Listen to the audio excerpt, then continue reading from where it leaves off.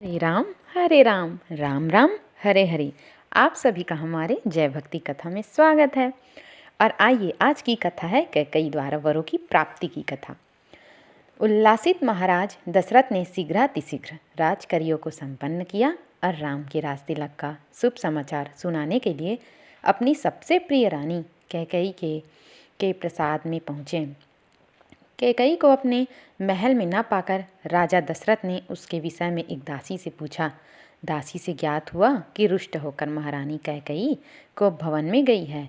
महाराज चिंतित हो गए। उन्होंने कोप भवन में जाकर देखा कि उनकी प्राणाप्रिया मलिन वस्त्र धारण किए, केस बिखराए, भूमि पर अस्त व्यस्त पड़ी हैं। उनकी इस अवस्था को देखकर आश्चर्यचकित राजा दशरथ ने कहा, प्राणेश्वरी, मुझसे ऐसा क्या अनिष्ट हुआ है कि क्रुद्ध होकर तुम कोप भवन में आई हो?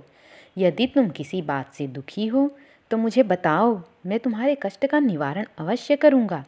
महाराज के इस प्रकार मनुहार करने पर कैकेयी बोली, प्राणनाथ, मेरी एक अभिलाषा है, किंतु यदि आप उसे पूरी करने की शपथपूर्वक प्रतिज्ञा करेंगे तभी मैं आपको अपनी अभिलाषा के विषय में बताऊंगी। महाराज दशरथ ने मुस्कुराते हुए कहा, केवल इतनी सी बात के लिए तुम कोप भवन में चली आई हो? मुझे बताओ, तुम्हारी क्या इच्छा है, मैं तत्काल उसे पूरा करता हूँ। इस पर कैकेयी बोली, महाराज, पहले आप सौगंध लीजिए कि आप मेरी अभिलाषा अवश्य पूरी करेंगे। इस पर महाराज दशरथ ने कहा, हे प्राण प्रिय, इस संसार में मुझे राम से अधिक प्रिय और कोई नहीं है। मैं राम की ही सौगंध लेकर वचन देता हूँ कि तुम्हारी जो भी मनोकामना होगी उसे मैं तत्काल पूरी करूँगा। महाराज सौगंध लेने से आश्वस्त हो जाने पर कैकेयी बोली, आपको स्मरण होगा कि देवासुर संग्राम के समय आपके मूर्छित हो जाने पर मैंने आपकी रक्षा की थी और प्रसन्न होकर आपने मुझे 2 वरदान देने की प्रतिज्ञा की थी। उन दोनों वरों को मैं आज मांगना चाहती हूँ।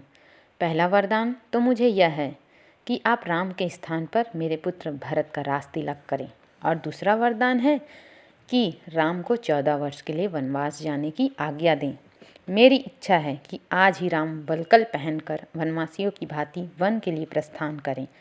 अब आप अपनी प्रतिज्ञा पूरी करें, क्योंकि आप सूर्यवंशी हैं और सूर्यवंश में अपनी प्रतिज्ञा का पालन प्राणों की बलि देकर भी किया जाता है। कैकेयी के इन वचनों को सुनकर राजा दशरथ का हृदय चूर चूर हो गया। उन्हें असह्य पीड़ा हुई और वे मूर्छित होकर गिर पड़े।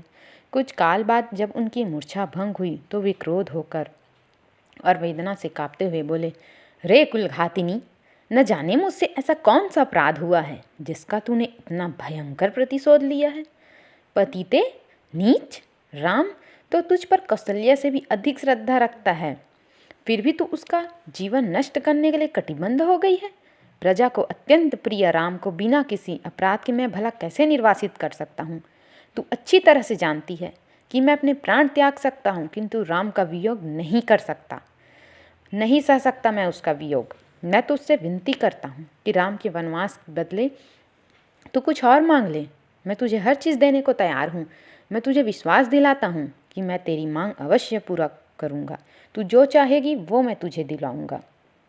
महाराज दशरथ के इन दिन वचनों को सुनकर कैकेयी तनिक भी द्रवित नहीं हुई। वह बोली, राजन, ऐसा कहकर आप अपने वचन से हट रहे हैं, यह आपको शोभा नहीं देता। आप सूर्यवंशी हैं, अपनी प्रतिज्ञा पूरी कीजिए। प्रतिज्ञा से हटकर स्वयं को और सूर्यवंश को कलंकित मत कीजिए। आपके द्वारा अपना वचन नहीं निभाएं जाने पर मैं तत्काल आपके सम्मुख ही विष पीकर अपने प्राण त्याग दूंगी। यदि ऐसा हुआ तो आप प्रतिज्ञा भंग करने के साथ ही साथ स्त्री हत्या के भी दोषी हो जाएंगे।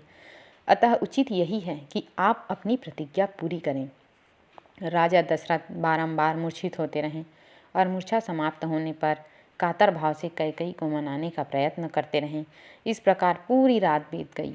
अंबर में उषा की लालिमा फैलने लगी, जिसे देखकर कैकेयी ने उग्र रूप धारण कर लिया और कहा, राजन, आप व्यर्थ ही समय व्यतीत कर रहे हैं। उचित यही है कि आप तत्काल राम को वन जाने की आज्ञा दीजिए और भरत के राज तिलक की घोषणा करवाइए।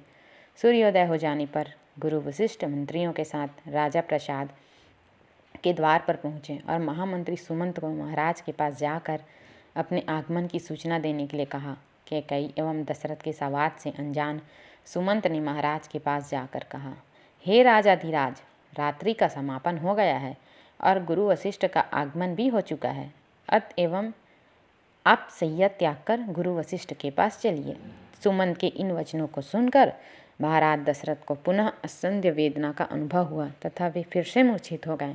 उनके इस प्रकार मूर्छित होने पर कुटिल कैकई बोली, हे महामंत्री, अपने प्रिय पुत्र के राज्याभिषेक के उल्लास के कारण महाराज रात भर सो नहीं सके हैं। उन्हें अभी अभी ही तंद्रा आई है। महाराज निंद्रा से जागते ही राम को कुछ आवश्यक निर्देश देना चाहते हैं। तुम शीघ्र जाकर राम को यहीं बुला लाओ। कैकई के आदेशानुसार सुमंत रामचंद्र को उनके महल से बुला लाए। अगर आपको हमारी कथा अच्छी लगी होगी तो चैनल को लाइक, सब्सक्राइब, शेयर जरूर करें। फिर मिलते हैं अगली कथा में।